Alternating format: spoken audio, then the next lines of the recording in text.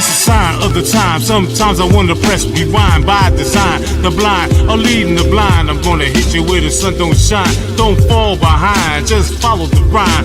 The whole damn country is out of order, but they'll kick your ass off if you sneak across the border. Nobody blinks an eye when you catch your beat down. And 3 G's for rent leaves your mind spellbound. Don't piss on my leg and tell me that it's raining. I ain't no fool, I know times are changing. Another misfit sneaking into the district, running up on Capitol Hill on some flip shit. Playing tricks, they send in the bootlicks. They selling bullshit, they put it in the mix. George Floyd was killed, where's the hate crimes bill? I'm gonna make noise and I'm not gonna chill, cause I do honest work to make my paper. But you don't smile, cause you is a hater. I ain't about violence, I'm here to drop science. Real bad boys moving in silence. If you stand with me, I'll stand with you, and we'll expand our crew before we're through. I'm never afraid, there is no bending me. 2023, I'm still a public enemy. It's chaos. It's chaos. It's chaos. It's chaos. I stay raw, I'm still funky to the core. Both eyes open, both feet on the floor. I can't turn back, gotta stay on track while I'm spitting my facts all over the map. May 19th, a holy day for Eric J, so take the day off and put it on display. It's time to think twice and appreciate life while you're walking out the door with your tracking device. And like a veteran, I've been in the trenches while other MCs just sat on the benches. For real, everybody's hood is the same. The only difference is the motherfucking street names. We built this bitch, don't try to lie and change the narrative and try to imply it's not a dream. I've got a head full of steam. The truth will knock you out just like Mean Gene. I'm grassroots, straight from the soil, and step out the boil like heated up oil. Don't need your permission to establish my position. Until my last breath, I'm gonna be on a mission. New York, Chicago, home of skyscrapers, invaded by a bunch of landscapers. Left winger, right winger, it's a humdinger. I'd rather be a motherfucking rhyme slinger. It's chaos. It's chaos. It's chaos. It's chaos.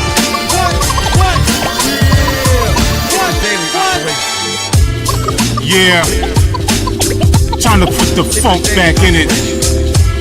You know what I'm saying? Real rhymes, real beats, real scratch, that real boom bap. From the boogie down Bronx all the way around the map. 50 years of hip hop plus. KHX short shot 2023. DJ D-Flex, Eric J, we out. Stay real, y'all.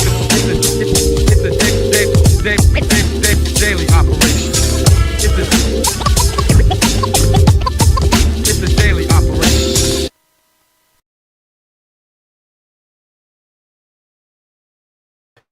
It's chaos. Y'all know the deal. My dog Eric J is with us. Hip hop legend, veteran, Funk Hall of Famer with me in the thing. And you know, this brother, man, he goes back. He is the history. He is the history. So if you're watching this show, know that you are watching the history. This brother came up. He knows them all. He got the stories. He got the swag. This brother be bringing the receipts. You know, his news production, Chaos, and the other thing he done with Kevin Harrington. We're going to show that a little bit later. You know what I mean? But this brother right here, I was just telling him, you know, before we get started, you know, that, you know, he is my ears, you know, to the streets of New York since I don't live there anymore. Welcome to another edition of Funk from the Front Seat right here, 9 on the Grind TV. We welcome our audience in. Please leave your comments. You know, drop your comments in during the week. We've been doing great with these little video shorts and numbers, over 1,000, 1,200 hits we've been getting. So we appreciate that. We appreciate all the sponsorship that we're going to talk about later. My producer, Mr. Mark Lee, back there, always smooth, always classy, never sassy, never laughs, always fast behind the glass. I love that brother, and he be doing his thing, kicking it, you know. Right now, you know, we got my dog's picture right there, and he represents a lot about what the successful black man you know, and how he can manipulate and get to where we gotta, you know, get to in this life. And a special shout out to my funk sister Cynthia and my dog Eric J for the anniversary. So, you know, I was there at their wedding. So I know, man. So I love y'all, man. And it's like right now I'm giving you that big virtual ass hug, you know. So without further ado, Mark, bring my dog in. Eric J is with us today. What up, man? Yo, what's up, man? Peace. How you doing, man? How you doing? What's up? Peace. We good? We good. Every time I see you, bro, I've never seen you not smiling. I don't care, stressed, not stressed. I'm always stressed out, so I never smile. But every time I ever seen you, you always bring a sense of calm, man, to chaos. Thank you. I appreciate that, man. And, you know, and thank you for, you know, getting me back up here, man, and saying what's up. It's all good, man. Yeah. We had to wrong that right last time because you know we couldn't have that. That we ain't going out like that. You know what I mean? It's like whatever it was that day, you know, we got rid of that devilness, you know what I'm saying? And that's why we're here today and we got it fully operational, you know. So man, how's your family doing, man? What y'all doing for the anniversary and all? What you doing? Well, this will be our 21st anniversary. Thank God, you know, we hanging in there. We still together. We love each other, and you know, we just feel blessed to be together all these years. And we have a pretty strong union, and we probably go out to eat, you know, for our anniversary, you know, and celebrate that way, you know, on the quiet tip, you know, but it's going to be cool. I know. See, that's a beautiful thing because I also heard a little birdie told me that you had your third grand. So, not grand, great grand. Great grand. Yeah. Whoa, great grand. All right, so yeah, yes, sir. I bow down. Bow down. I can't leave out a generation. Great grand. Wow, that's incredible. That's dope, man. That's like. It brings such a smile to my face to know that because y'all fam to me. So it's like, yeah, you know, this family just constantly continues to grow. You know, and, I love having, you know, the young ones around, man, because you know they're so much fun, and you know when you tell them things, you can see that they absorb it, and you can teach them things, and you know it's such a beautiful thing having, you know, the young ones around, man, to pass, to pass it on. Inspiration. Yeah, exactly. I try to tap into young people's brains wherever I meet them at, you know, because they're very inspiring because it's innocence. Yeah. You know, definitely. Before they get out into the chaos. Yeah, exactly. Yeah, because, you know, and then, you know, they remind you of that you were a kid at one time too. And, you know, don't forget that, you know. I'm still like a big cartoon head and all of that, man, you know. Even at my age, I can still watch Popeye and Bugs Bunny. Oh, same. Yeah. I watch all the cartoons, man. You know, late at night. I was like, and they funnier now because they got funnier now. because they got those adult connotations that I didn't get as a kid. Yeah. When I first started picking up on that in my 20s, I was like, I can't believe these guys went there. You know, it's like the stuff that Mel Brooks and them was doing, man. I was like, these guys. I said I would have loved to have been in the studio with them when they were doing the voiceovers and whatnot. You know. Yeah, they was wide open. Yeah, wide open, man. That's why they're classics. You know, because see, one thing about cartoons that we grew up with that taught us, cartoons were not racist. Nah. They were, but they weren't. Like, I'm not talking about the black side bad of it. I'm talking about like the Bugs Bunny Roadrunner. Like, they were just all animals, you know? Yeah. So they had their own prejudices against everybody else, but basically they was just wide open because that's just what they did. It wasn't about, they had no agenda.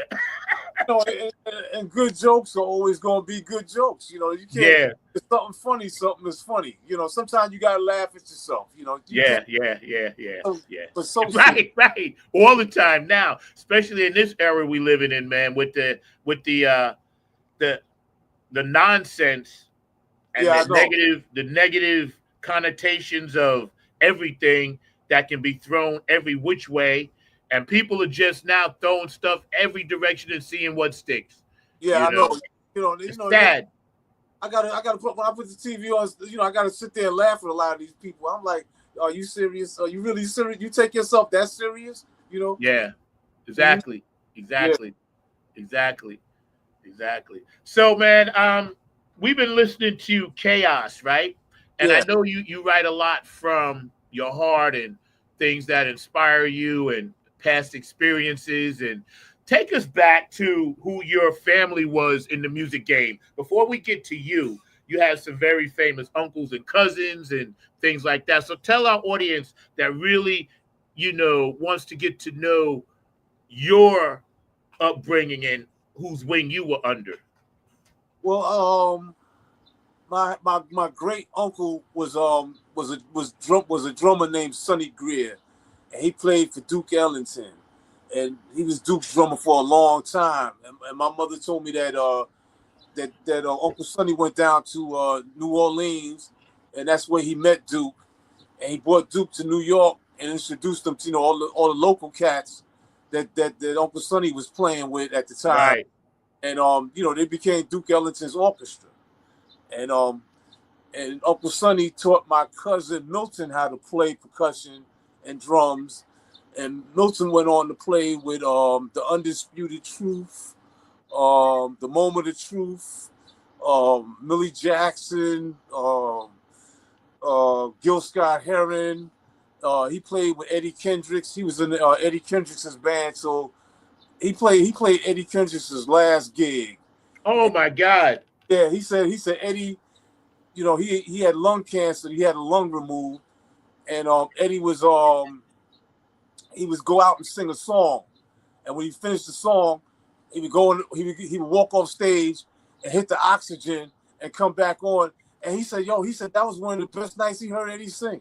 I said, wow, And, when I had another cousin who lived in the DC area. His name was Robert Northern. He was a jazz musician. He played with Monk and Sun Ra and a bunch of people. He also went by the name of Brother R, and he had a radio station and a radio show in the DC area for many years. Right. He just recently passed about 2 years ago. Sorry to hear Uh, that. yeah, yeah, and I grew up around all these guys, so that's what influenced me to with drums, because I was around all these drummers, man. My Yeah. grandfather took me to Uncle Sonny's house when I was like about 8 or 9 years old, and Uncle Sonny lived on Central Park South. He had an apartment that faced out onto the park, and we went up there. My grandfather bought a big bag of live crabs. Uncle Sonny liked crabs, so he bought him all these crabs, and he showed me. He had all these pictures on his walls of everybody that he played with and all the people that he knew and the places that he went. And he said, "I can't show you my drums. I got them in the boxes in the back right now and this and that." But the plan was I was going to be the next in line to take lessons from him. But when I was graduating high school in 1982, Uncle Sonny passed. So that didn't happen. I basically self-taught. I took a couple of lessons here and there, but basically self-taught myself from then on. Yeah, yeah. That legacy and DNA you just ran off right there.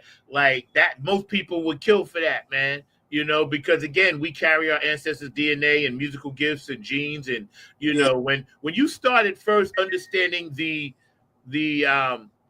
gifts that you had and where it came from, I noticed you're very, very respectful, and you always have been since the day I met you, about how you carry yourself as an artist, as a man, as a human being, man. And I respect that because, it was like you was like me.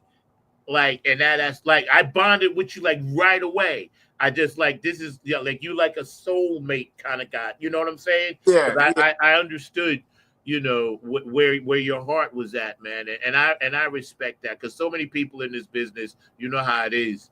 Their heart ain't really with you.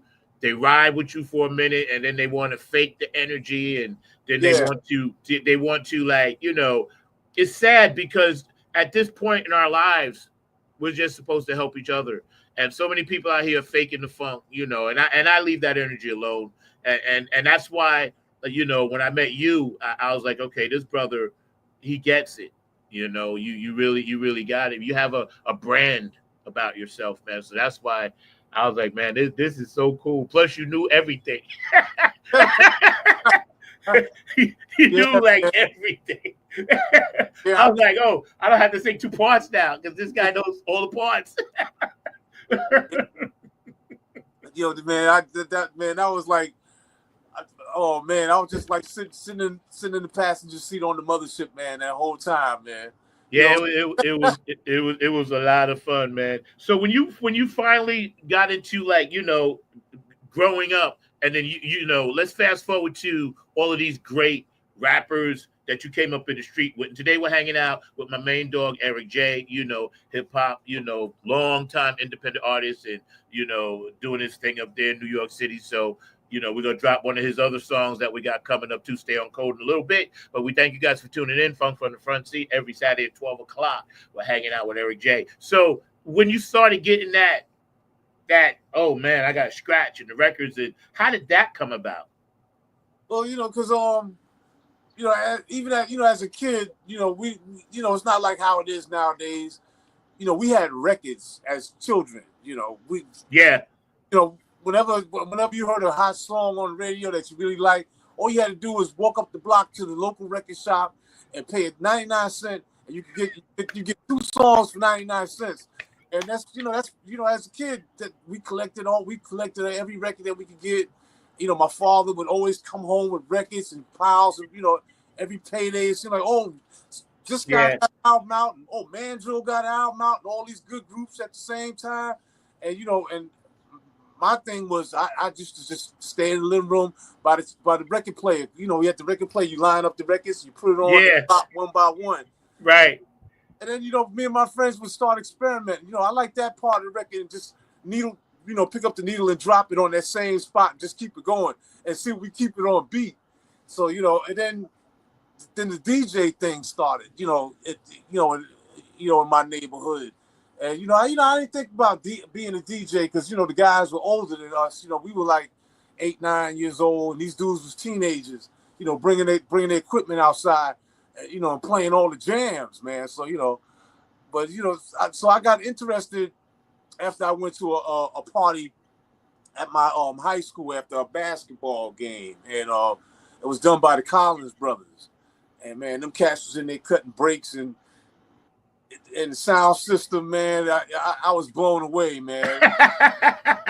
Like, and they playing records that I never heard before either. That was another thing. They're playing records I never heard before, and they're only playing certain spots on the record with the drum breaks, and you know, and they're keeping it going, making up a groove at the same time. And I'm like, that was just amazing because I never seen nobody do that before.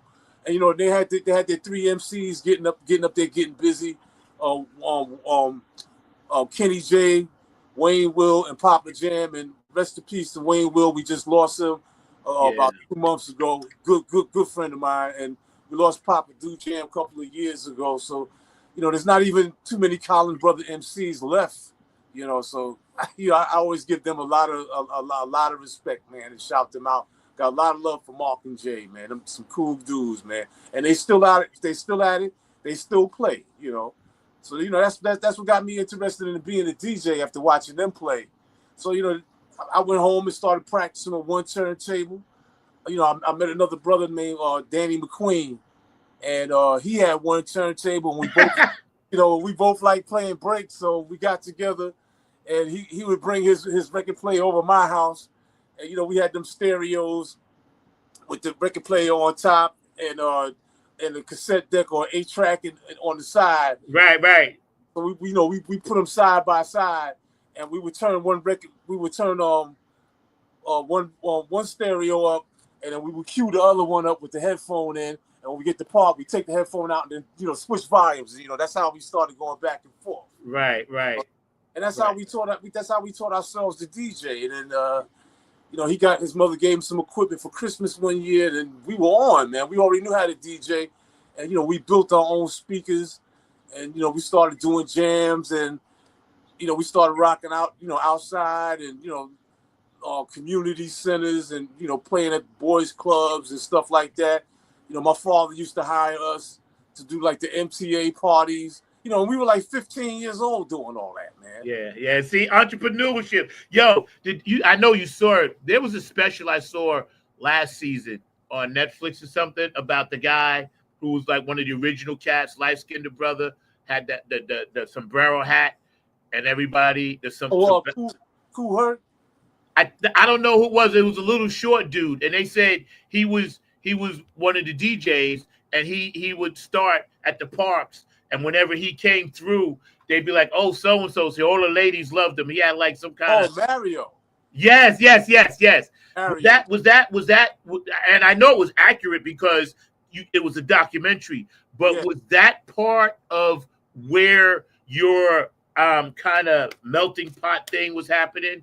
Yeah, because Mario was from the same projects that I grew up in, and Mario was the first was like the first guy out in the street playing music like that. Yeah, he was the star, the first star, hip hop star. Yeah, he had the sound system, and he would throw block parties in the summertime, man, all summer long, man. That the first time I heard Mothership Connection was through his system. Yeah. They was out there playing like that, man. Yeah. That documentary, I tell you, everybody should watch it. And Mark, if you out there, see if you can pull up the link to that document and drop it in the chat for me. Because when I saw it, I learned stuff that I didn't even know.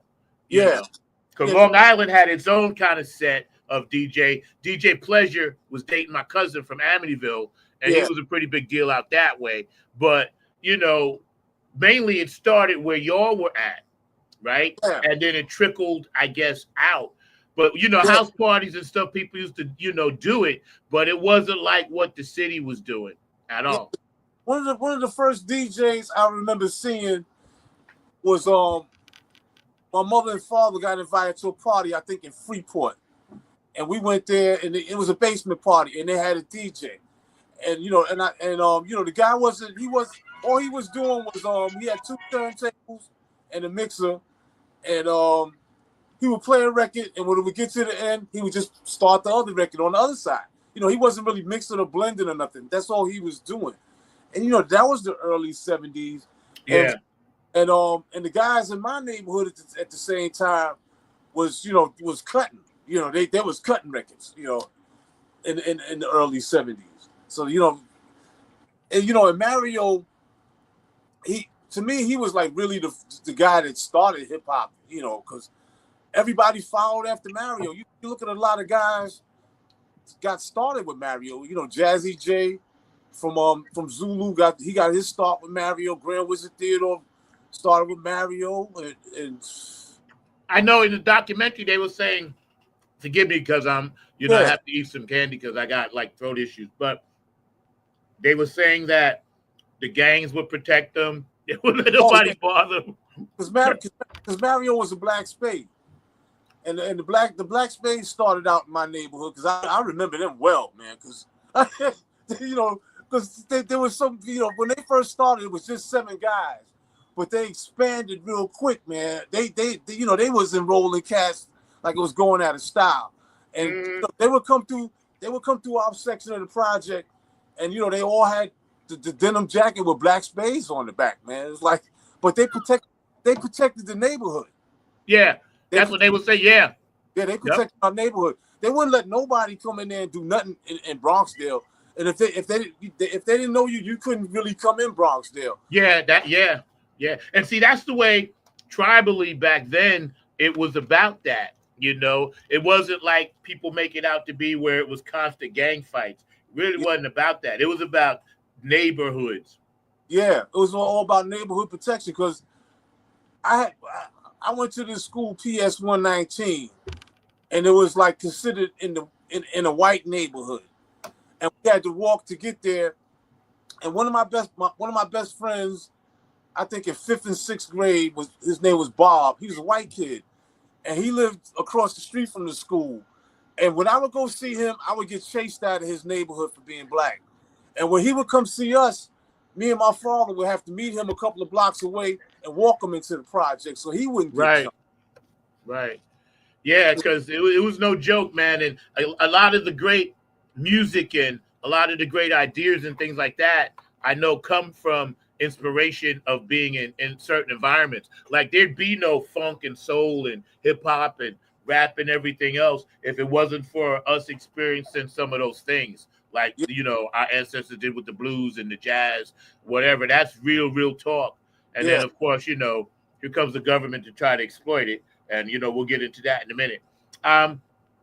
Yeah, I'm going to take a quick break, man. I want to run down some of these sponsors and thank some people, man. And, we're All hanging right. out with Eric J. You're going to come back with us on the other side. I'm going to bring Mark into, and we're going to definitely get into some things, about your new music and how we see the world a little bit and how you're changing that. So I appreciate you, man. JTRP, P-Funk Radio. Thank you so much, man. I'm glad to see you back on the air last night. That was dope. Gabe and Larry, Funks and Jones, Robin Circle, P, Philly Phil, and of course, my man, down there in Funk Chronicles, David Webb. Thank you. And I know you're on P-Funk Radio too. And Bootsy and Patty, of course. Love you guys. HJ Entertainment, Kate and Jams. Love y'all, man. Tony Cam and the Funk All-Stars.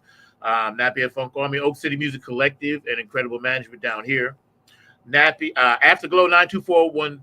Afterglow 92416. Donna Sneed, I love you. Come back on soon. And Q&A Entertainment. Brooke Clagett, I know you had your birthday, so happy birthday. I got you last week, and I know y'all had your record party at your farm, so I hope that went well. Patricia Dioria, Curtis, Wilcox, and George DeFuncovinci, all the artwork you see back here.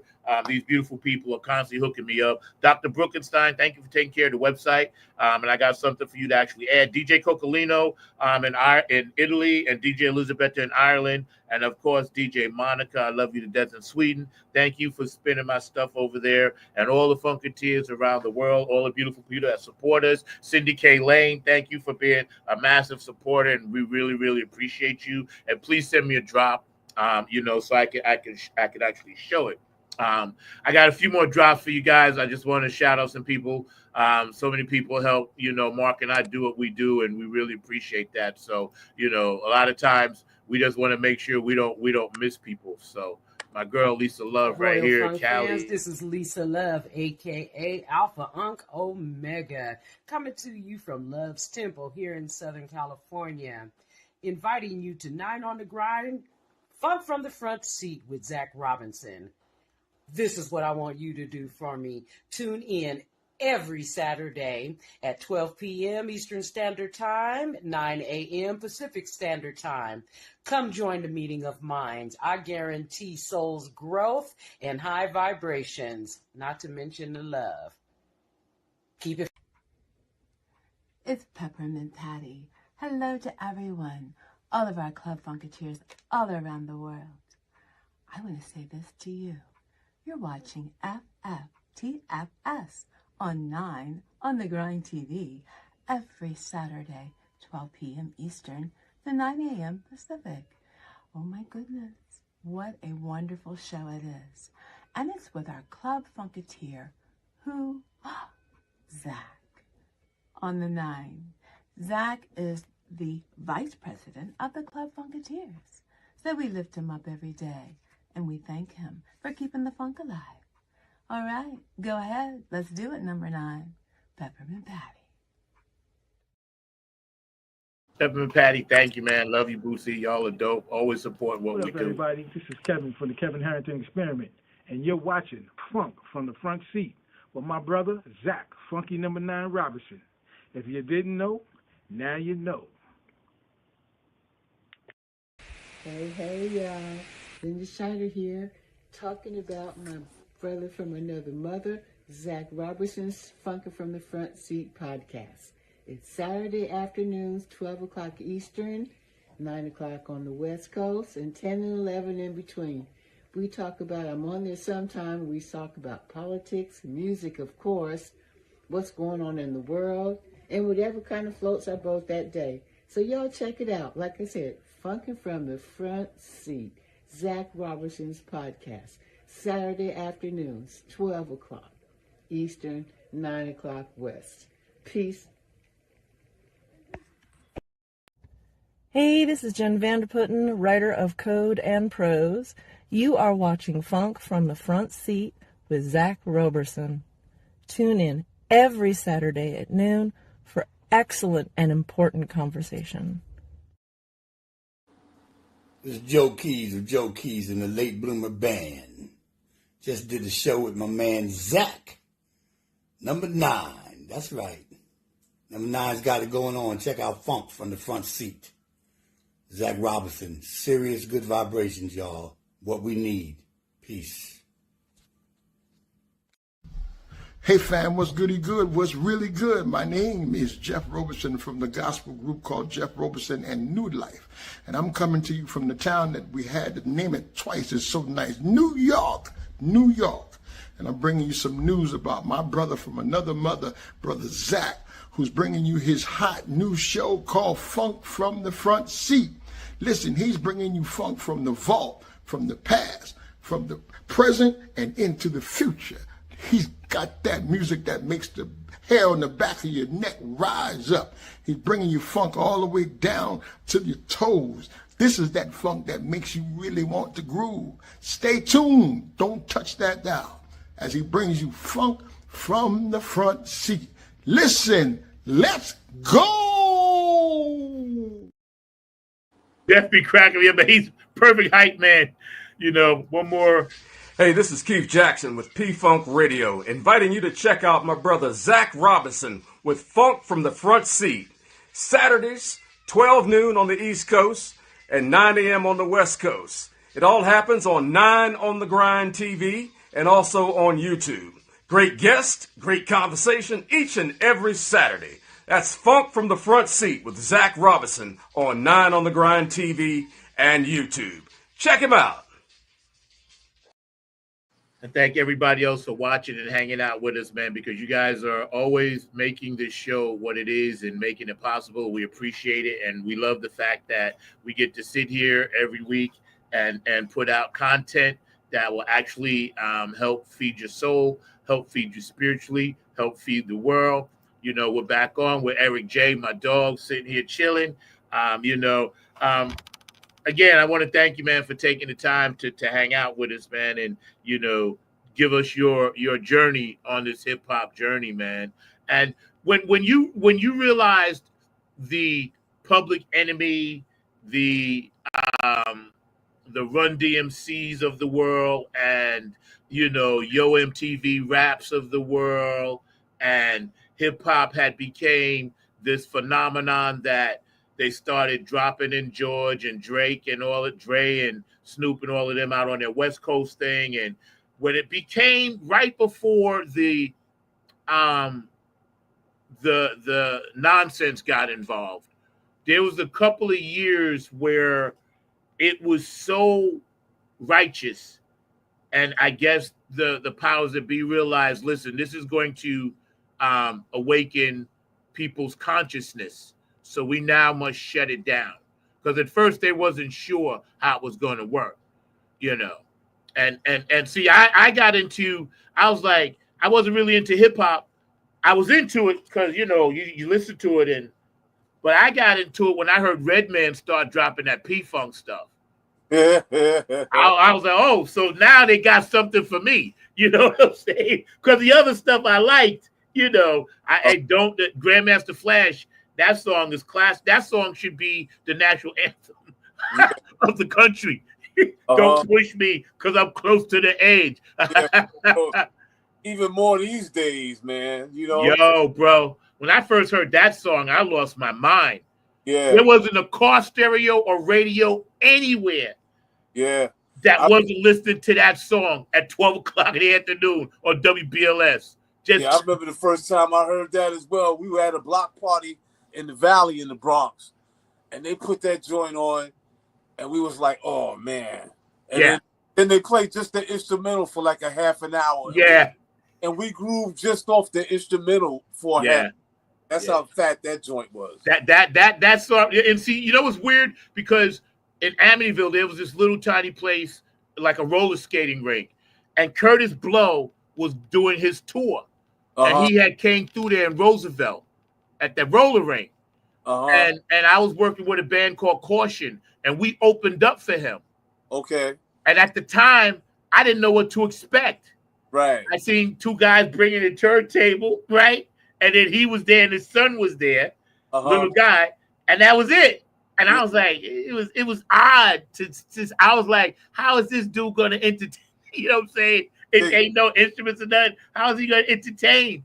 And he you know, the break. Then I was like, oh, okay. I see now where we going, you know. That first chord. Yeah. Ding, it was out. It was over, you know. Yeah.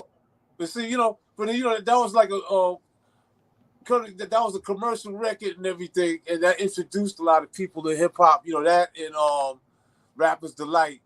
But you know, what was really going on before it even made it to wax was the DJ making a groove with the two turntables. Yeah. And MCs rhyming on top of that. That to me that's like the real essence of what hip hop is. And, you're right.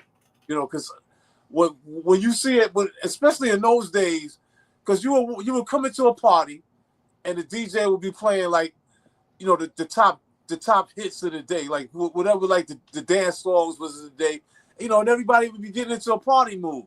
Then next, you know, somebody get on the mic and start talking some stuff, you know, not even really rhyming or nothing. Then next thing you know, they would just start rhyming, and then the music would transgress from being dance music to just beats. And to see that, and it would happen like you wouldn't even realize it was happening. And then the next thing you know, it's just beats and rhymes, and it's coming at you so fast. And it's like, you know, and then guys is passing the mic to the next man, and this and that. And, oh man, it was an experience back in those days. Yeah, it sounds like, for anybody that didn't get a chance to experience it, it was such an organic time for that style and that creativity. And the techniques that were being developed on the fly. Yeah, you know? On the fly, man. On the fly, man. And you got the DJ up there working. He's changing the music. He's going in the crate, pulling out something else and changing it before the other record even ends. You know, it's like it was. Oh man, it was amazing. You know, because I be at a lot of gigs. I used to help guys carry the speakers in and watch it being born right there. Putting it together, building it, watching the first people coming in and the whole nine, and the first people hit the dance floor, and the next thing you know, the strobe light is going, and it was crazy. It was crazy. Yeah. I tell you, remember when that video, Don't Push Me, when the video came out, and it was just there were other dancing videos and popping videos and things, right? But when that came out, and the dude was just walking down the street talking it, saying it, Grandmaster Flash. And his message, he was pro-black before pro-black became a thing again.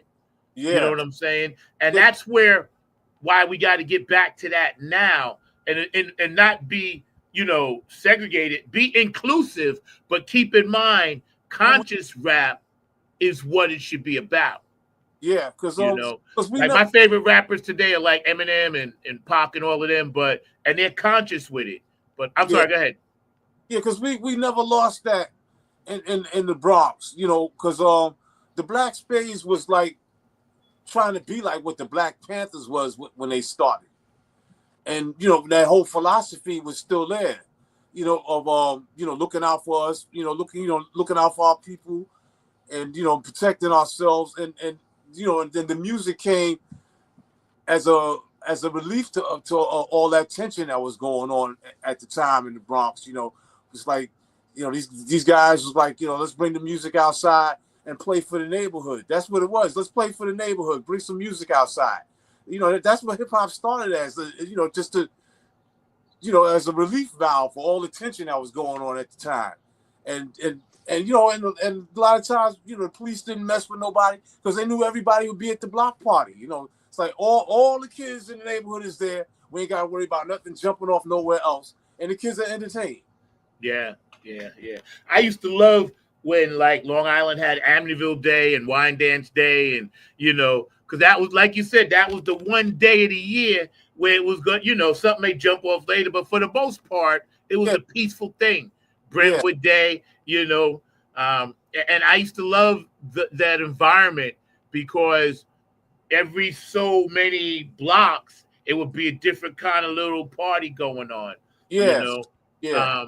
And I used to think to myself, like, okay, we've shifted from live band music Yeah. to this other thing, and the other thing was cool, but as an artist it took time to adjust to it, because you're like, okay, now where do I kind of fit in? Right.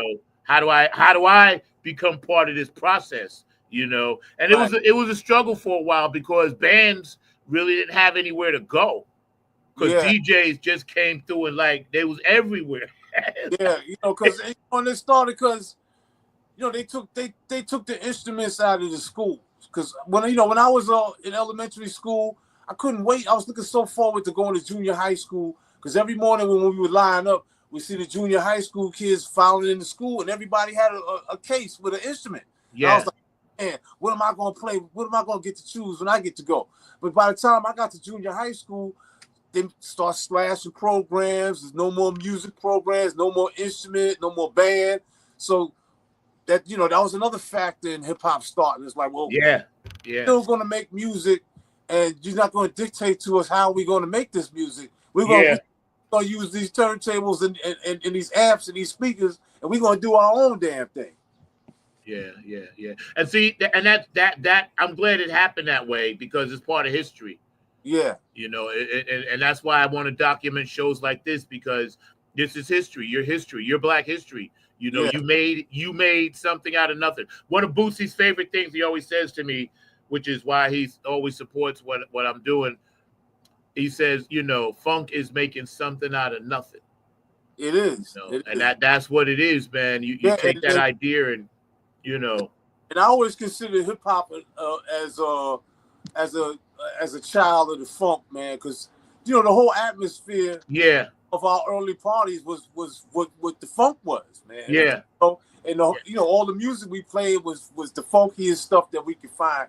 I mean, I've heard, man, there's records I heard at them parties I haven't heard again, man. It's like I go around asking people, yo, man, you remember this beat? Try to hum it. It's like, nah, man, what you talking about?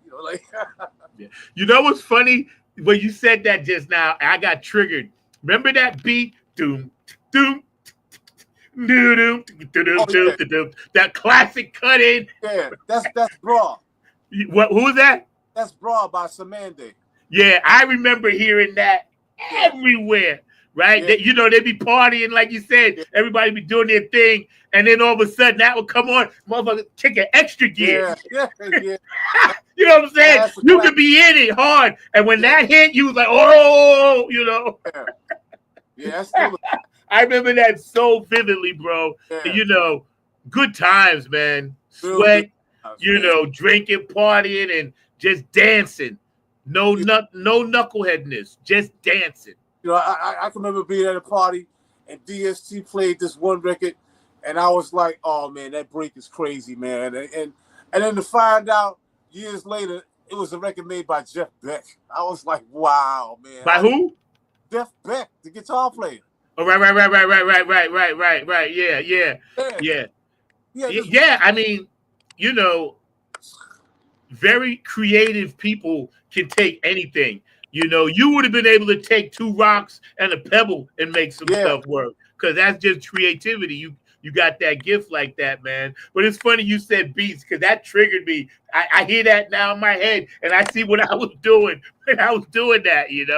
I was like, I was very, very conscious of how that skill, because I used to stand back and watch DJs. And how they will get the crowd. The crowd is doing what they're doing, but you guys are like master technicians, always 2-3 things ahead. And I found that fascinating, man. That's something that I was like, man, this really is an art form. I had to learn to respect it and treat it, and give it the flowers that it deserved, because Yeah, and like you said, once they started putting it on the record, it kind of took that away, you know. yeah. But there was a thing, what they call like the golden age of hip hop, like the late '80s, early '90s.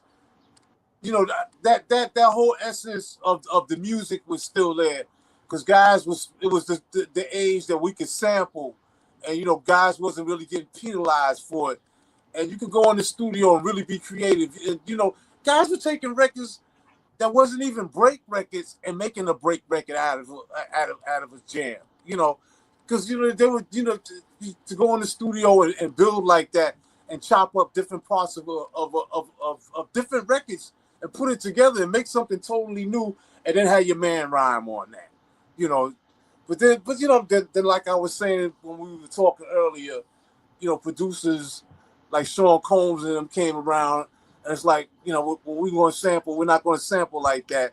We're not going to, be a scientist about it. We're just going to take somebody's hit record and use Yeah, that, and I was like, man, that's cheating, man. That's cheating. That's somebody else's hit already. And yeah, it's not like what Public Enemy and them was doing when the yeah, Bomb Squad would go in. And when their first records was coming out, we would sit there, and me and my fellas would sit there and analyze those records and try to name everything that they sampled and be mad when they stumped us. It's like, but when Puffy came out, I'd be like, oh, that's Herb Albert, or oh, that's M2 mate. Come on. yeah. Exactly. That's Diana Ross. I'm coming out. That's the straight song. Yeah. That's a straight song. You didn't really do anything. Yeah, he didn't do anything. But you listen to a record like Welcome to the Terror Dome. They got the Temptations, they got James Brown, they got all kind of stuff going on. Funkadelic, yeah. Yeah. Yeah. That's still one of my classics, man. Welcome to the them boys, and they actually back on tour, I think, something with Aerosmith or something, right? Overseas. Yeah. Ain't they? Yeah. Yeah, I think they back out there. It's good to see, because we need it, I'm getting ready to drop something soon that I'm gonna send you and let you check out, kind of like on the same mindset that we in now, man. Tell us now about, before we drop Stay on Code, about your consciousness when it comes to how the world is being run into the ground by the demons. Well, this is man, it's like every day is like something goes on. It's like I didn't see that one coming. It's like, because it is so freaking out of control now, man. It is so freaking out of control. And a friend of mine years ago turned me on to a lot of guys that gave lectures, and they spoke on these things so many years ago, and everything these brothers was talking about at these lectures, people, oh man, that's far-fetched, but it's like, I was listening to them, I was like, man, these guys think, they got a good perspective on what's popping, and everything they said has come to pass. Yeah, absolutely. See, that's why I had a surprise for you, Mark, and I set something up for you before we run your thing. We're going to show a little bit of something else, probably one of your, mentors, or somebody that you kind of, probably was into. But yeah, I had set that up as like a little surprise for you, but I'm going to run that in a second. But nowadays, hip hop and MCing, like you said, and putting words in that actually spell the positive stuff, because words are spelling. That's why they call it spelling. So, we need to kind of think that way now again, and kind of get our young kids spiritual food, Why do you, and we know the answer, obviously, who's doing it, but it's a grip on our kids today, and we have to unbreak that. Do we start from scratch? What are your thoughts on that? Well, the work is cut out, man, because there's so many distractions for the youngins, man. I mean, they got it coming from every direction. Whether they're sleeping or if they're awake, man, it's like they bombarded 24/7 with stuff. Yeah. And it's tough. It's like you really got to grab them and try to keep them focused, you know. But you know, I see a lot of young kids that you know have their heads on straight. Me too. Me too. I see more that do than don't. Yeah, because they can see through it too. Yeah, they know. You know, because a lot of them have good foundations, and you know, if you have any kind of common sense, you know right from wrong. So you just got to do your part to help them along as best you can. Yeah. Check this out, man. Before we run yours, there's a little surprise for you. Sit All back right. and relax.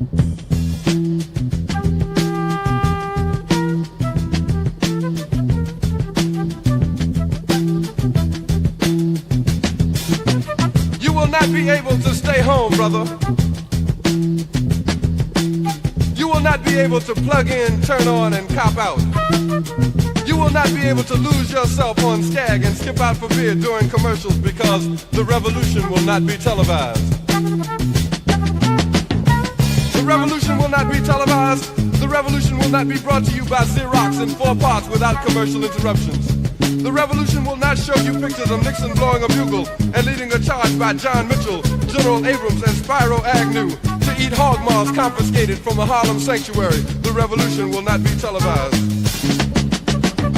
The revolution will not be brought to you by the Schaefer Award Theater and will not star Natalie Woods and Steve McQueen or Bullwinkle and Julia. The revolution will not give your mouth sex appeal. The revolution will not get rid of the nub. The revolution will not make you look 5 pounds thinner because the revolution will not be televised, brother. There will be no pictures of you and Willie Mae pushing that shopping cart down the block on the dead run or trying to slide that color TV into a stolen ambulance. NBC will not be able to predict the winner at 8:32 on report from 29 districts. The revolution will not be televised. There will be no pictures of pigs shooting down brothers on the instant replay. There will be no pictures of pigs shooting down brothers on the instant replay.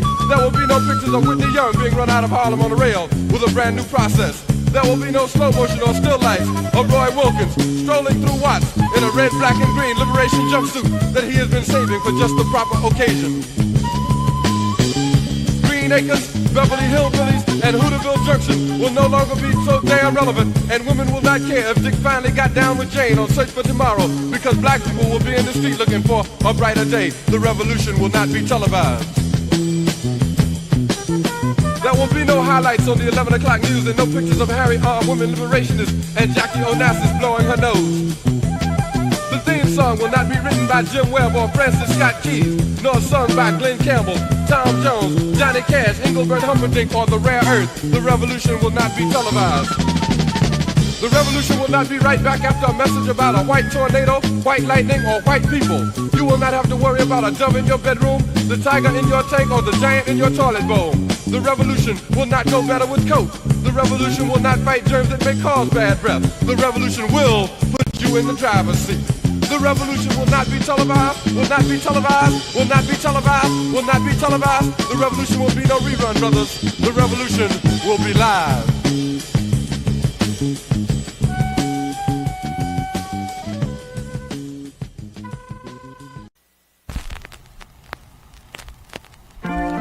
Hey, yo, Eric J, what's good, baby? I ain't seen you in a minute. Yo, what's up, fam, man? You know, just do what I gotta do, making moves, man. Taking care of the family, you know what I'm saying? Alright, what's up?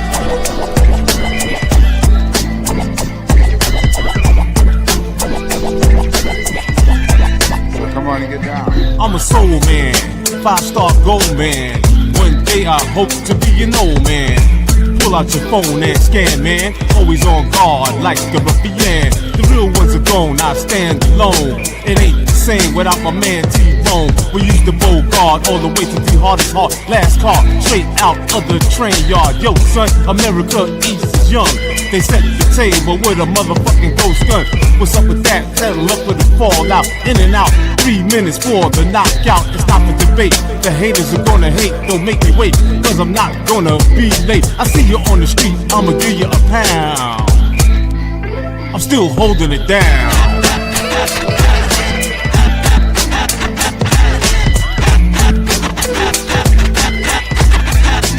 I'm still holding it down.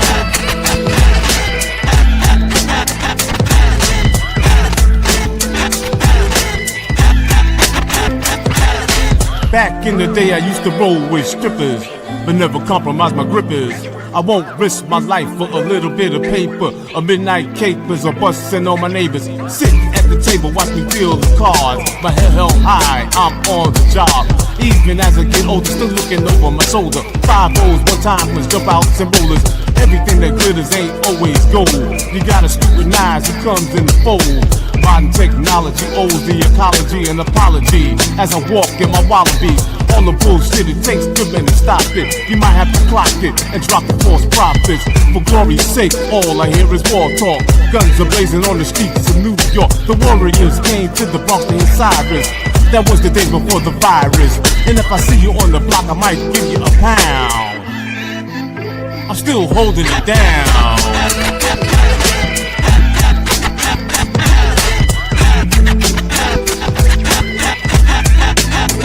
Still holding it down.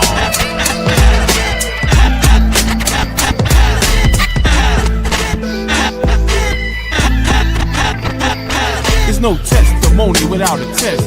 Then you get through it without any stress. Turn on the lights and sort through that mess. At the end of the day, I did my best. Don't push me, son, I might just flex. Speak to me with cash and checks. In this day and time, I get respect. My head's on a swivel, looking for what's next. Money earning, Mount Vernon. Said I'm an original, 58 years, analog to digital. Gave you the keys to open up shop. I'm the man, standing up on the block. You don't have to say my name, do your thing. Whatever you do, stay true to the game. I see you on the street, I'ma give you a pound. I'm still holding it down.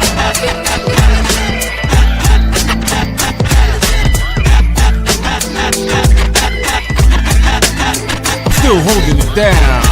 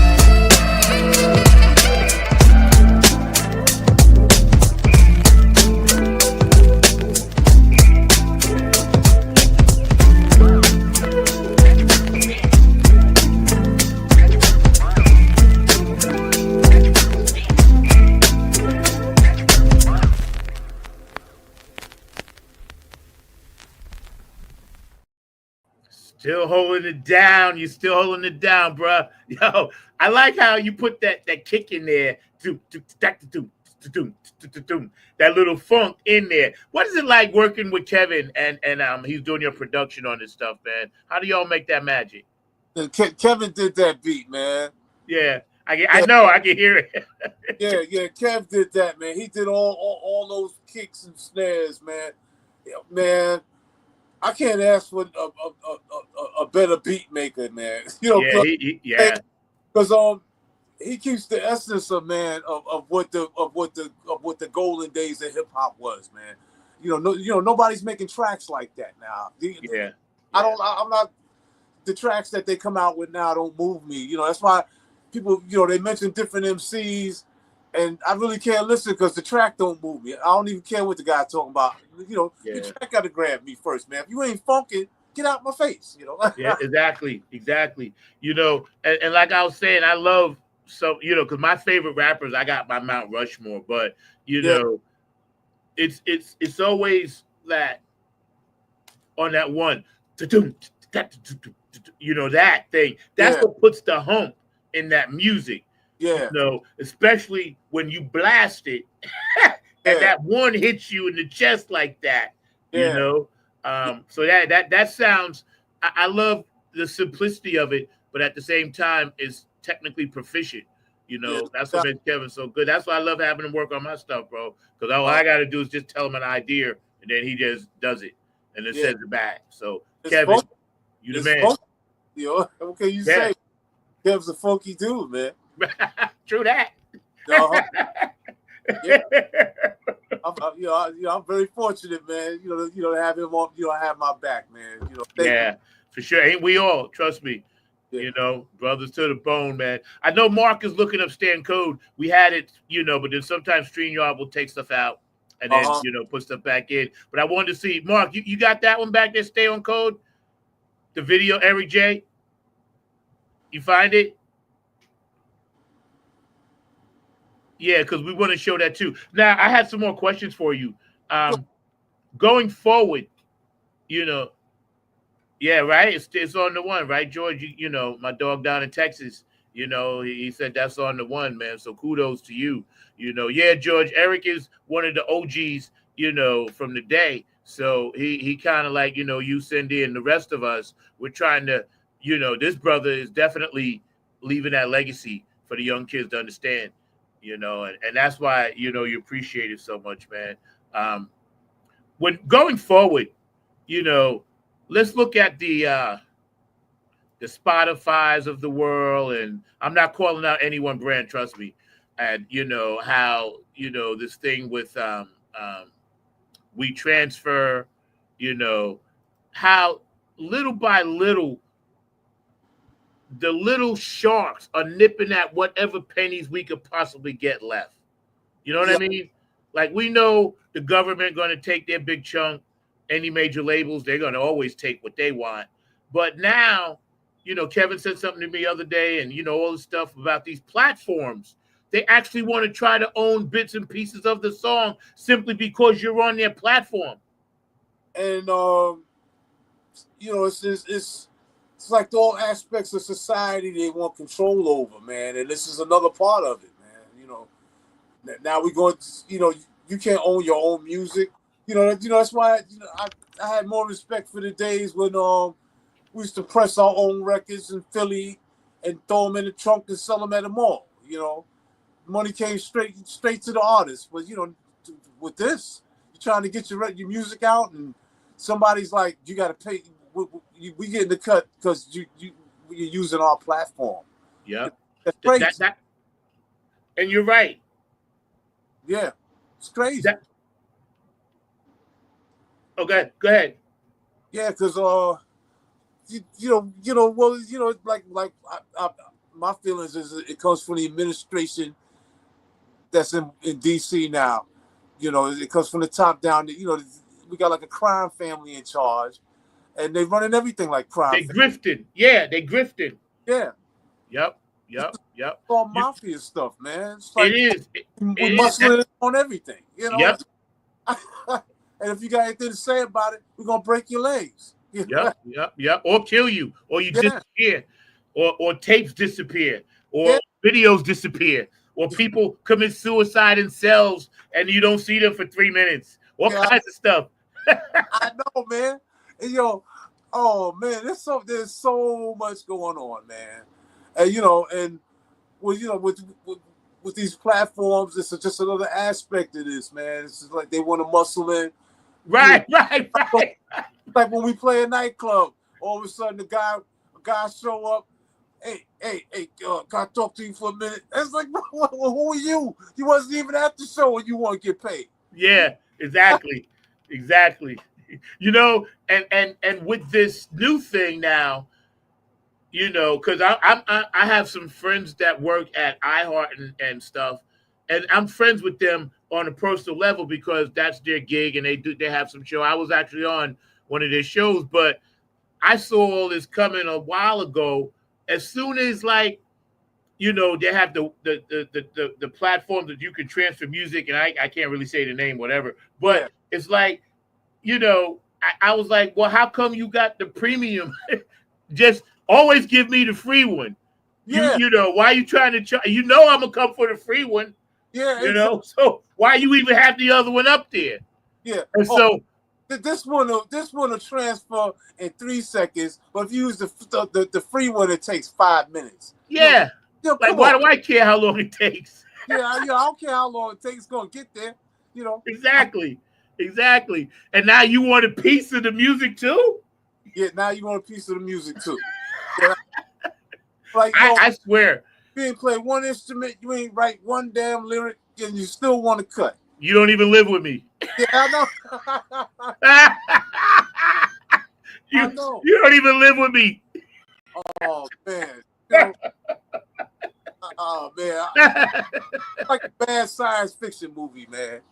Yo, we in it, bros. That's why Yeah. we need to love each other like we doing on these podcasts and events, and because that we're really all we got. Yeah, we really all we got, man. We really are, man. I'm blessed. I'm getting ready to go, at some point to get to Seattle to work with Cindy, and we're gonna collaborate on some tracks. And George and I are constantly like collaborating on stuff, man, and his artistic work. But the people that I gravitate to now, that's the people that keep me sane, and you're one of them, man. Let me see what Mark got popping back there, man. And I have this picture up of you because I love it. This picture right here, bro. Thank you. Golden black and white. Thank you. I'm serious, man. It's like it says it pretty much all. Has all the angles and stuff in it that I personally like in the backdrop. But when I saw you sent that picture, I was like, yo, that's crazy tight. Mark, you back there?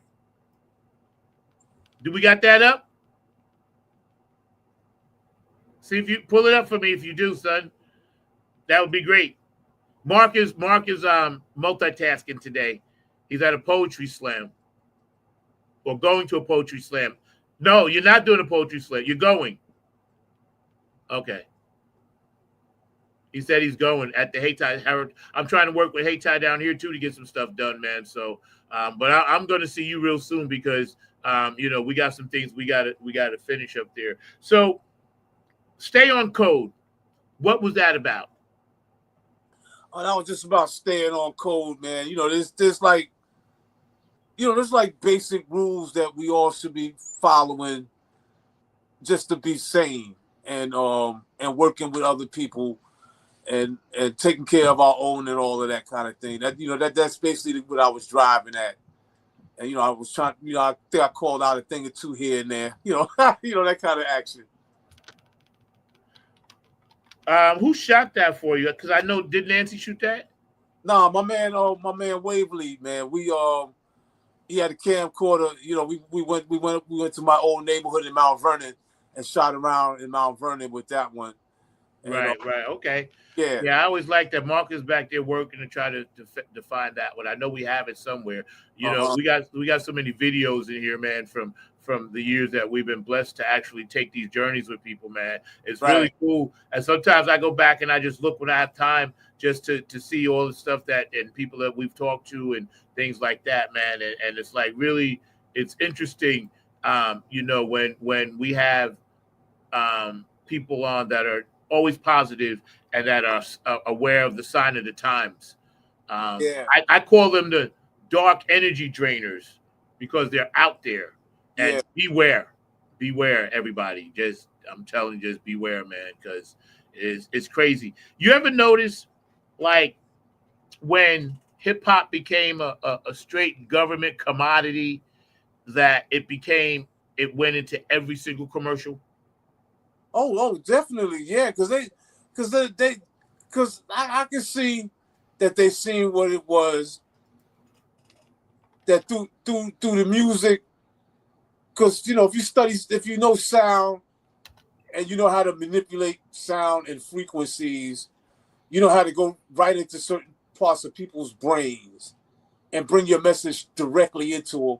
And, with music, how it grabs you. And they know they can grab the youth with it and inject it with all this garbage, man. It's like, it's like I said, it's like a bad science fiction movie, man. Because they seem... before they got involved, and we were doing music outside of the so-called industry, and it wasn't corporate or nothing like that, and everybody was just writing and speaking and making music as what came from their soul, man. And it was it was a lot of it was more diversified because it wasn't just party records, it wasn't just conscious records, it wasn't just gangster records, it wasn't just. It was a whole different. You could You can listen to Kid and Play. You can listen to Big Daddy Kane. You listen to Public Enemy, Latifah, Moni Love. You know, you had the whole wide range of things. MC Light, that was my girl. MC Light. You know, and it's all hip hop, and it's all bringing something different to the table, and for the most part, everybody that liked hip hop liked everything that was going on because there was so much to choose from, and it gave you so many different feelings. But once they seen what that was, and especially with the conscious stuff, they're like, wow, these kids, they talking about not getting high. They talking about. I used to run into people on the job and said, you know, because I listened to Public Enemy, I went to the library last night and I spent 3 hours at the library reading books. And it's like, you know, this is people that would never do that kind of stuff, but because they were following these acts, that's what they did. And it influenced them in that positive direction. And these corporations seeing that, and they said, we got to put a stop to this. We can't have all these smart ass people out here. And they're going to figure out they're going to figure out the hustle we running on them. So, you know what I'm saying? So straight up. Now, if we get control of this and we feed them, drink Ciroc liquor, get a million tattoos, you know, beat your girl's ass, you know. Oh, you don't. Matter of fact, you don't even like girls no more. You like dudes now, you know. You want to wear your pants down below your butt so all the dudes know you got a fat ass. You know, come on. This is all being interjected into these kids' minds through this corporate music, man. That's what I see. It's facts. Everything you saying, you spitting the truth, because the amount of energy that goes into or put it this way, the amount of energy and time the government spends on reprogramming and deprogramming and reprogramming, you know, people in general, especially younger people, you know, they know that it's very easy to do because now every medium is available. You know, every medium is available. So if they don't get you visually, they're going to get you with the music. If they don't get you with the music, they're going to get you with the food. If they don't get you with the food, they're going to get you with all the appliances that never work right, that you bring it to your house. If they don't get you with that, then they're going to get you with the cost of medicine. If you get sick, are they going to get you with the death penalty? So it's like there's no rhyme or reason to how, like we said before the show started. To me, I'm like, yeah, they're just throwing everything up on the wall and see what sticks. Yeah. and just whatever happens. Because once you know, this is funny, Georgia Figure got cut. Once you sign a contract, you will need a musical exorcism. You are absolutely right. You got that right. For sure. Because it deals with the devil, you know, straight up.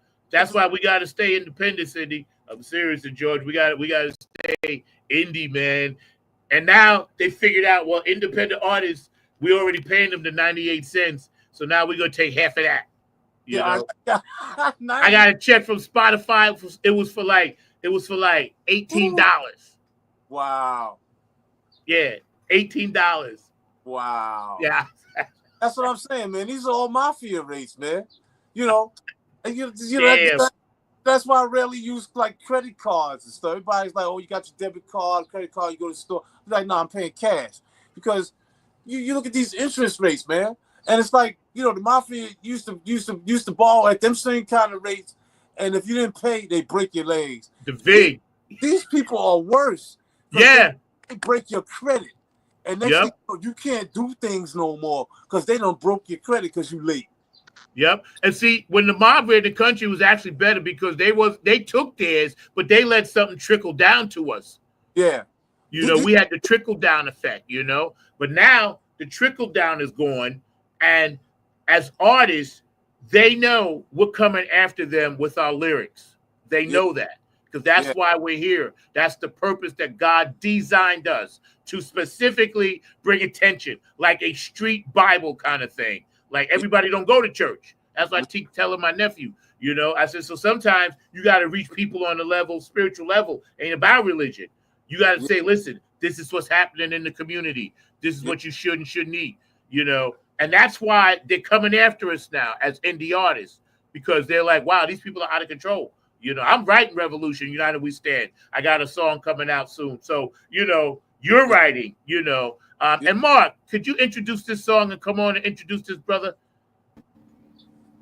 I can definitely do that. It sounds like a great song, and all along those lines, looking forward to hearing what it's all about. And I know he was saying it was about staying on code, and we definitely got to stay on code at this day and time, as y'all been saying on this particular episode and all along those lines. And Eric, one of the things I was thinking about as you were talking and all along those lines, because y'all were talking about Gil Scott-Heron, and Zach knows I'm a big Gil Scott-Heron fan, but I'm also a big fan of somebody that a lot of folks slept on, and he has passed away many years ago. But Dick Gregory was dropping a lot of this truth as well, and people forget about Dick Gregory and all of the truth that he was dropping, whether it was around food or whether it was around politics or a number of other things. So before I bring on Staying on Code, which is actually along those same lines, I just wondered your thoughts around Dick Gregory, because he's another one of those legends that is out there.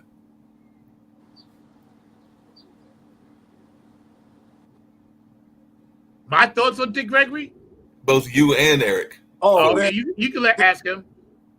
Dick Gregory, I was lucky enough to go see him live, you know, and speak twice. And I have a stack of DVDs of his lectures. He's one of my favorite speakers, man. He brought a lot of information out there. He was real with it.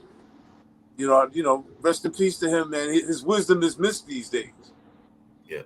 His wisdom is definitely missed, but we're going to play Staying on Code, which deals with a lot of what Gil Scott-Heron and Brother Gregory were talking about, and all along those lines. And by the way, that film that y'all were talking about was The Sixth Borough and everything along those lines. So it is The Sixth Borough that had Rakim and those on that. It actually played at Tribeca earlier this year. But right now, let's check out this very powerful work from our good friend Eric J. and all about Staying on Code. So let's check this out right now.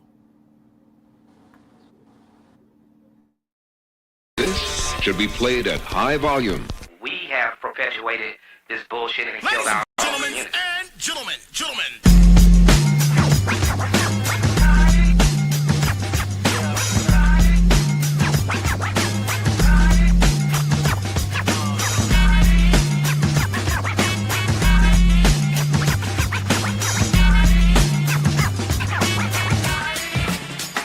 Some of y'all are tripping, like a record skipping. I open the door and watch people flipping. You can't be serious, I'm not delirious. If you see what I see, you be furious. It's time for a big powwow.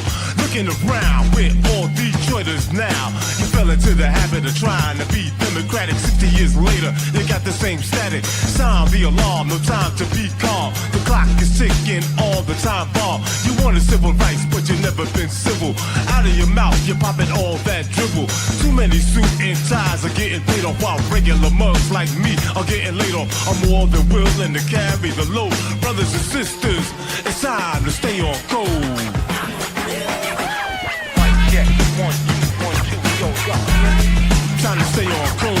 Mic check, 1, 2, 1, 2, yo, yo.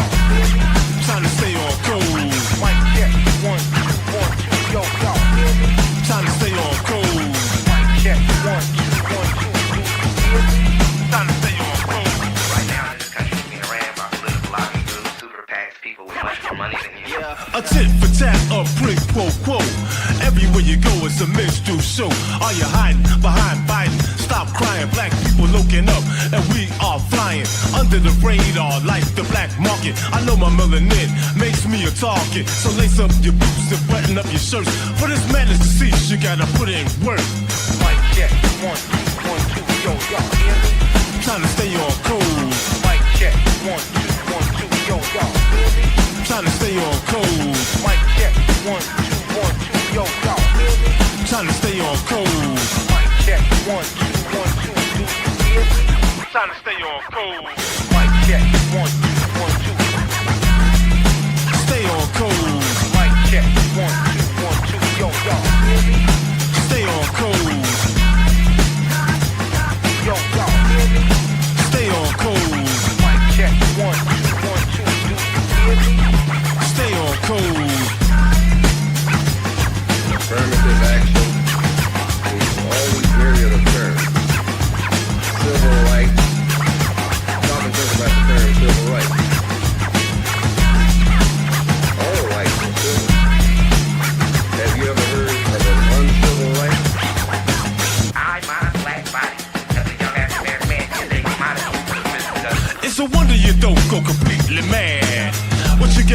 to get the bag. A slave to a system that has no guts. Got a nigga by his nuts. I don't care if you can't get with this. I'm always gonna handle my business. Do it for the wife, do it for the kids, homie. Ain't nothing you can show me. The system has a big breach, so you better impeach that son of a beast. Ha, it's uneven, and I check the score as I drove through Baltimore. Can y'all believe all the goddamn damage caused by a motherfucking chicken sandwich? I keep my system in crank mode. It's time to stay on code. Mic check, 1, 2, 1, 2, yo, y'all hear me? Time to stay on code. Mic check, 1, 2, 1, 2, yo, y'all hear me? Time to stay on code. Mic check, 1, 2, 1, 2, yo, y'all hear me? Time to stay on code. Mic check, 1, 2, 1, 2, do you hear me? Time to stay on code. Mic check, 1, 2, 1, 2.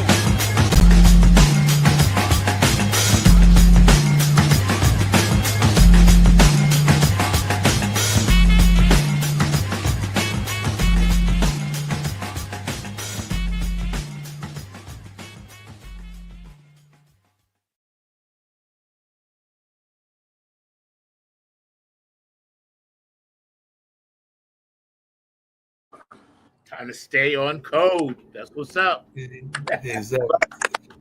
The scary thing is that you did that in 2020, and it's still so relevant today. Because I was sitting there looking at pictures of Stokely Carmichael, Angela Davis, and all of these folks, and it's still relevant to what's going on. And y'all were kind of alluding to that earlier and everything, because it's like we got to definitely stay on code in the year 2025. But it looks like we got folks that aren't necessarily paying attention, so they probably need to pay attention to your song, Eric, because it looks like we're got a lot of folks that aren't staying on code. Yes, sir. Because we got to fight to get a system of justice here, man. We can't go on like this no more. We need a real system of justice where it's served everybody where it's due. Yeah. And that's why all those images and whatnot in that video are still relevant today, because we're still in that same struggle, man. After all these decades. George makes a great point when he says the FBI was tracking Dick Gregory and others like him because totally. It's sad, man. It's like anybody that had any kind of influence, they tracked. I mean, you hear stories about people tracking people like Aretha Franklin, man. Come on, come on. Anybody with Aretha Franklin, Leon Team Price, a lot of folks that you would not think they'd be tracking, even Dorothy Dandridge and folks like that. So they were tracking folks that were overseas that had decided to leave the country and all along those lines. Yeah, it's incredible, man. That they have so much fear within themselves that they go through all of this to, for their own sense of security, and it's like, and it does nothing but make things worse. Yeah. Hey, Eric, just out of curiosity. So George digs us up. I didn't mean to cut you off, Mark, but we got about 15 more minutes. But I want to get this in. We have to address the elephant in the room, because that's what Funk from the Front Seat does. Right. We have to do it. Of course, we get into our music and validate all that needs to be validated when it comes to the message of what this brother's doing. So we appreciate that. But the elephant in the room, y'all know where I'm going with this, right? The files, the pedophiles, the files. All right. Eric J., your thoughts? Well, to me, it's like kind of obvious this guy is dirty, man, and he's committed sins that's beyond sins. It's like I've never seen anybody in my lifetime that I could, in modern history, I can think of that's been this dirty, man. And they just let him walk with everything. I mean, what kind of grip do you? I mean, you either the Antichrist or I don't know what to say about this guy no more, man. Because I mean, Jesus. I mean, now it's to the point now you're being exposed for raping children. I've seen stuff posted on Twitter where they show people that he's paid off and the ages that these children was that he touched and whatnot. Come on, man. And I mean, you won't even let a felon vote, and you put one in the White House? Come on. What's going on here?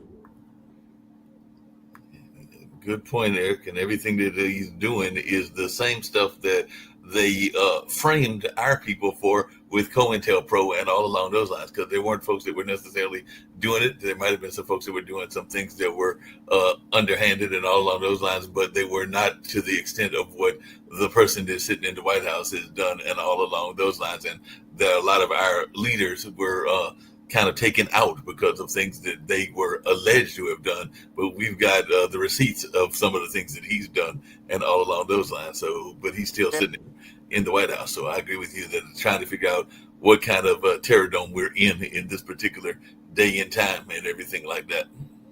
Yeah, it's really something to be living through this, man, because it touches the aspect of, everybody is touched by what's going on now. And to see them, throwing people in concentration camps and snatching folks off the street, and, I mean, everything that's supposed to be written down in the Constitution, they just, they run through it like it ain't even there, and nobody's holding them accountable. So, there's people behind the scenes of what we're seeing that's pulling strings, that's letting this go down. Because I forgot who said it, but one of the guys I listened to said that don't nothing in America go down unless they want it to go down. Yeah, that's true. It was probably arranged for this to happen, and there's even some talk of trying to make it a dictatorship where he might even be in office in 2028, even though technically that's not allowed by law. But at this point in time, I don't put anything past people and all along those lines, because he might be working on some things behind the scenes to keep him in office. For one thing, you mentioned the things that are going on with grabbing people and all along those lines. And if we declare a state of martial law, then he can go in a longer term. I believe that that's what happened with one of the Roosevelts, if I remember correctly, and all along those lines. So definitely it's scary times that we are in, because those kind of things could definitely happen, and there's not much we can do about it. You talked about that whole grabbing people. I mean, he built a whole jail down there with the alligators and had the nerve to call it Alligator Alcatraz, and then he's rebuilt Alcatraz up there in New York and sending people to the original Alcatraz, and then the one down there in the Everglades. Yeah, and they got spots set up all over the place on the smaller tip that they got people housed in, and you hear stories about them keeping the lights on 24/7 and giving them subpar food infested with maggots, and these guys are just flat out evil, man. But with him in the third term, I don't even think he's gonna last this term that he's in now, health wise, because just looking at him in the shape he's in, and everything pulling at him at the same time, and it's getting worse for him day by day. Sooner or later something gonna break with him. Yeah, but I don't know how you feel about this, Eric, but I'm a little bit scared about that, because what I'm hearing is there's supposed to be some new health concerns that came out recently for the person sitting in the White House and all along those lines. But Vance is equally as scary, if not scarier, if you go there and read some of the things that he is about from that time that he wrote the Hillbilly Elegy to some of the other things that he's been involved in. So he could be, it's like jumping out of the frying pan into the skillet. We might be heading into a worse situation unless they can find a way to get rid of both of them, in the sense of them not having their office and everything like that, because Vance scares me as well. Well, exactly, because that's the whole thing is, the guy that sits in that chair in the Oval Office is just the face for the TV. So it's the people behind it. And, if he's not in there, they'll put somebody else in there. And like you say, it'd be this other guy, the couch guy, and they put him in there, and he just follows orders too, and he'll just have a different way of speaking to deliver this agenda. That's all it'll be. It'll be the same, it's always the same agenda, just a different messenger in front of the TV. Yeah, totally different agenda, and I don't know what's going on with that and all along those lines. I think Zach may have bounced out, but we'll keep it going until he hopefully comes back and everything along those lines and everything like that. Just really quickly, just getting off the political side just for a second, but coming back to the music, who were some of those musical influences that were of yours and all along those lines? Because I know that even when I was growing up, my parents started a radio station in 1976. It was a community radio station, and they did some early hip hop. They actually had a hip hop show that was kind of like Zoom. It was run by young people, and I know hip hop celebrated its 50th anniversary like about a year and a half, 2 years ago and everything, but they came out with a hip hop show like some year or two later and everything. And I remember some French hip hop. I remember Cool Herc. I remember definitely Grandmaster Flash, who y'all mentioned, and Public Enemy, and a lot of others that were out there. And a lot of those were those conscious rappers. So I was just wondering, who were some of those conscious rappers that influenced you and everything along those lines? Yeah. Well, before the rappers, the DJs that got me, started with this. I used to, the Collins brothers, watching them and their technique, and then Grandmaster Flash and Grand Wizard Theodore, and then I was good friends with the incredible DJ Wiz Kid, and I learned a lot about DJing from observing him, and Africa Bambaataa with his record collection. That's what made me deep into being searching out records and collecting as many records as I could. And Jazzy J, I used to watch him a lot, and the Imperial JC. Those were the DJs. The musician Kenny Ken, and those are guys that I looked at for my DJ thing. And with MCing, I watched the early guys too, man. The guys that got me like started rhyming was Dada Rock, Grandmaster Caz, Pow Wow, Master Rob, MC Globe. Those are the guys that I used to listen to. Was there a cat out of New York called Jocko or something like that? For some reason, I was thinking Jocko was a radio DJ in the 50s. Okay. And he used to rhyme.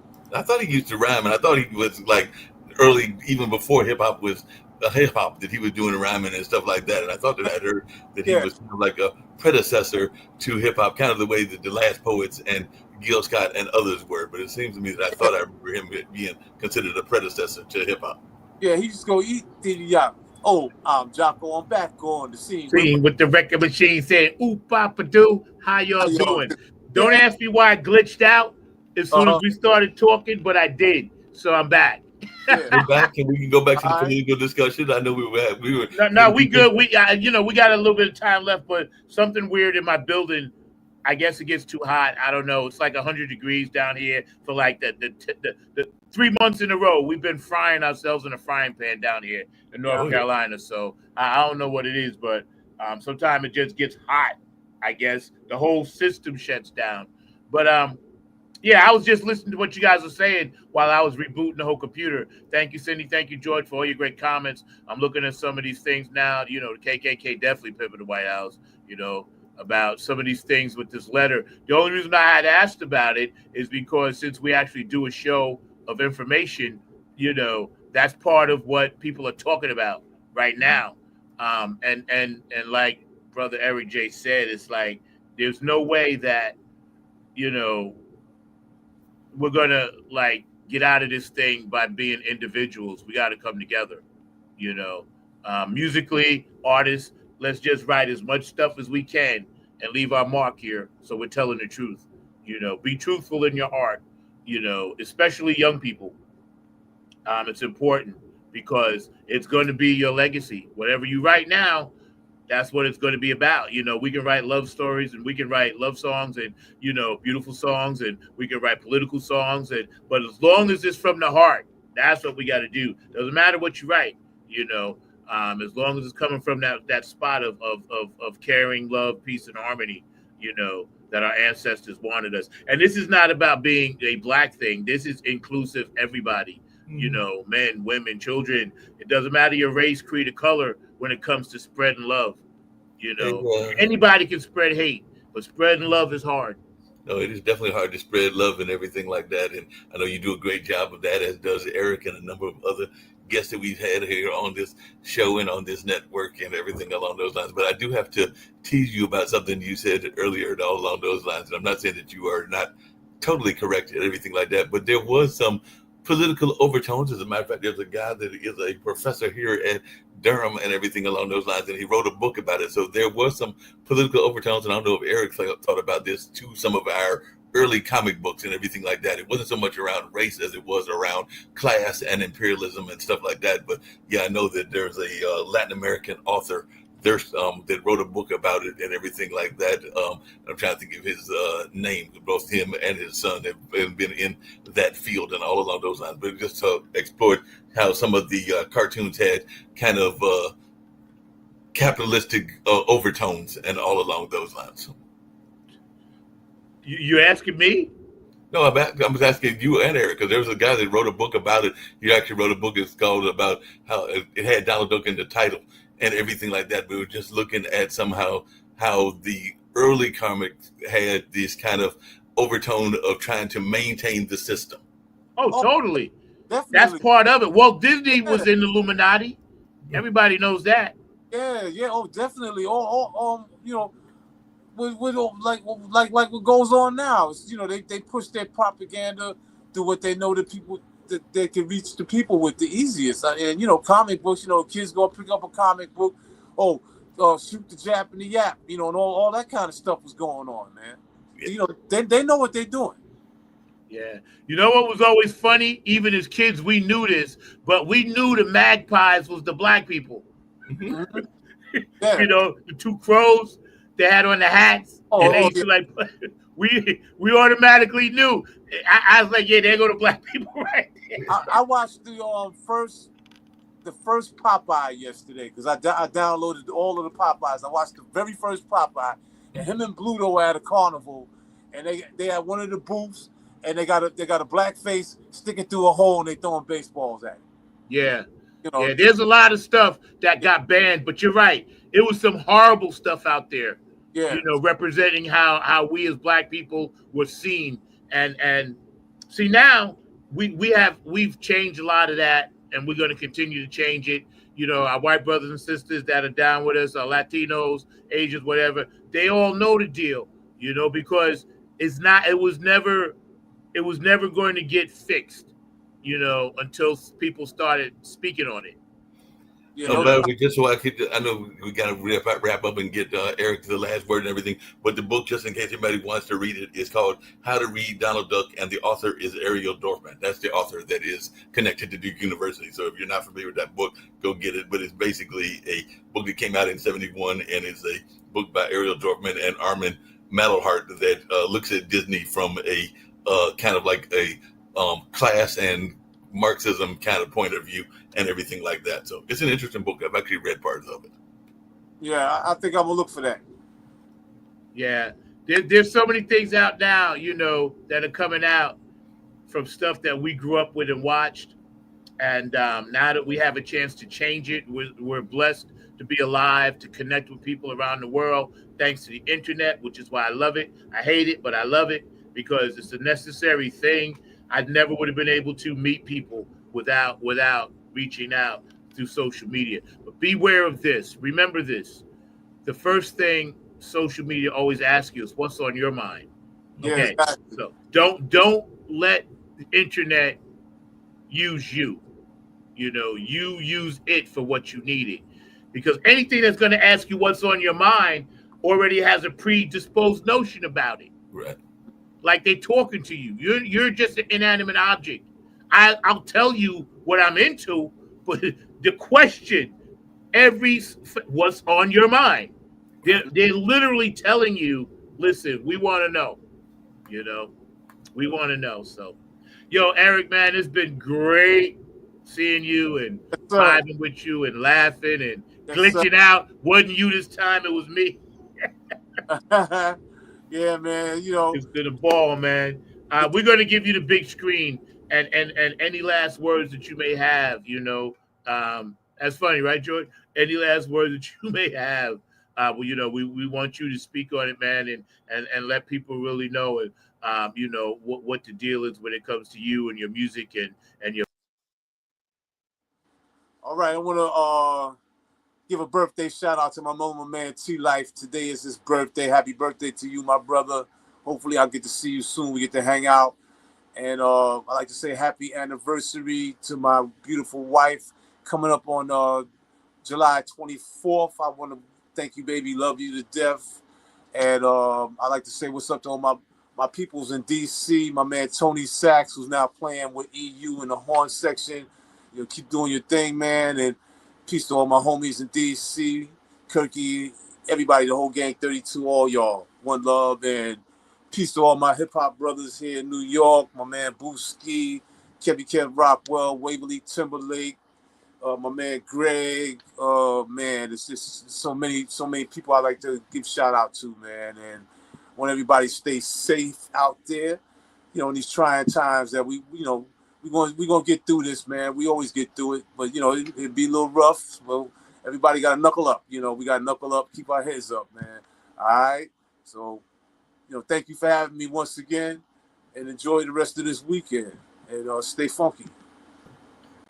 That's my dog right there, Eric J. Legendary veteran, Black history, white history, green history, funky history. This brother's the history of it. If you want to know something about hip hop and you have questions or you have doubts or you're just not sure, this is the brother to look up. You can find his Instagram right there at the bottom, OC_Eric J, and his Twitter account, and stay in touch, man, because this brother's constantly dropping the reel. Along with the great producers and artists that he works with, man. And we want to appreciate everybody for hanging out today. We're going to cut these into shorts later, and y'all can go back and watch them to your heart's content. Everybody that was on the thread and will be on the thread later. George, you had some great comments. Cindy, thank you as always, and everybody for tuning in. And I'm scrolling because I wanted to end with something in particular that I just need to find for a second. So just give me a minute because we want to get out of here on the right note. So it was great seeing you again, man. And anything that you got new coming up, man, you definitely let me know because, I definitely want to hear all your new music and follow it, man. We're going to end with something from, the KHX Experiment. And I will see you guys next week. Zach Robinson, number 9, your host. Thank you, Mr. Mark Lee, my producer, man behind the glass. From the front seat, all our executive producers, Cindy K. Lane, and everybody else. We thank you, appreciate you, love you guys, and I'll see you guys next week.